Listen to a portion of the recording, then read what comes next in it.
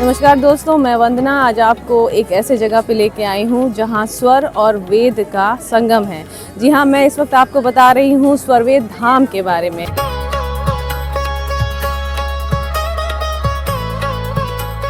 इस मंदिर की अपने आप में एक खासियत है।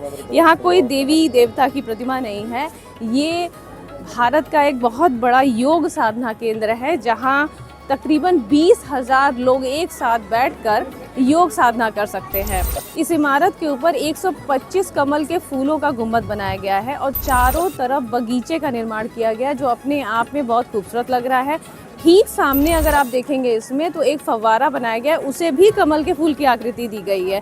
मतलब ओवरऑल अगर इस मंदिर में, इस धाम में आप भ्रमण करेंगे जब, तो आपको कमल के फूल बहुत ज़्यादा नज़र आएंगे और उसी की कलाकृति से इस पूरे धाम को सजाया गया है। चलिए अब देर न करते हुए मैं आपको सीधे स्वरवेद धाम के अंदर ले चलती हूँ और आपको भी इस अद्भुत कारीगरी के नमूने का दर्शन कराती हूँ। तो चलते हैं।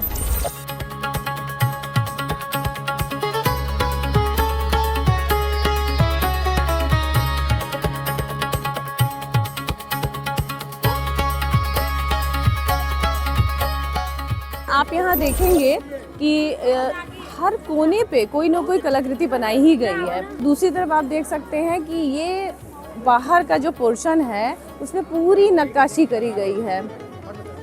इस धाम को बनाने में तकरीबन 600 कारीगर लगाए गए थे और 200 से ज़्यादा मजदूर भी इसमें लगाए गए थे।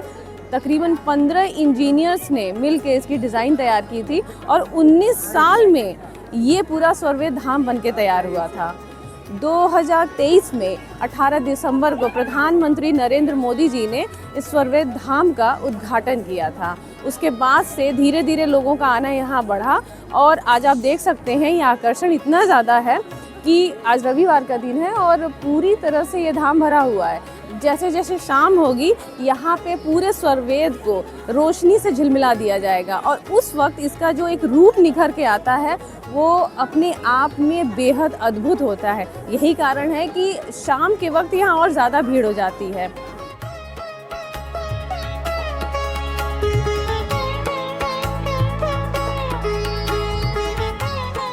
ये पूरी इमारत आप देख रहे हैं, ये मकराना संगमरमर से बनाई गई है और अंदर की जो कलाकृति है, झूमर लगाए गए हैं और जो दीवारें हैं उनमें जो पेंटिंग्स बनाई गई हैं वो बिल्कुल नेचुरल कलर्स का यूज़ करके किया गया है। खम्भों को देखेंगे तो उसमें भी हाथी के चित्र उकेरे गए हैं। शिल्प कला के दृष्टि से अगर इसको देखें तो बेहद महत्वपूर्ण है।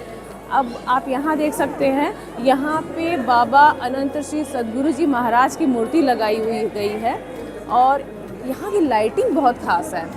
बहुत एक कह सकते हैं ना मंद रोशनी है, लेकिन एक अलग ही शांति की फीलिंग दे रही है और कहीं ना कहीं लोग इससे बहुत तेज़ी से जुड़ भी रहे हैं। नीचे पूरे फ्लोर पे पेंटिंग बनाई गई है। पूरी इमारत में अगर आप ध्यान देना तो हाथी की आकृति इसमें बहुत ज़्यादा है।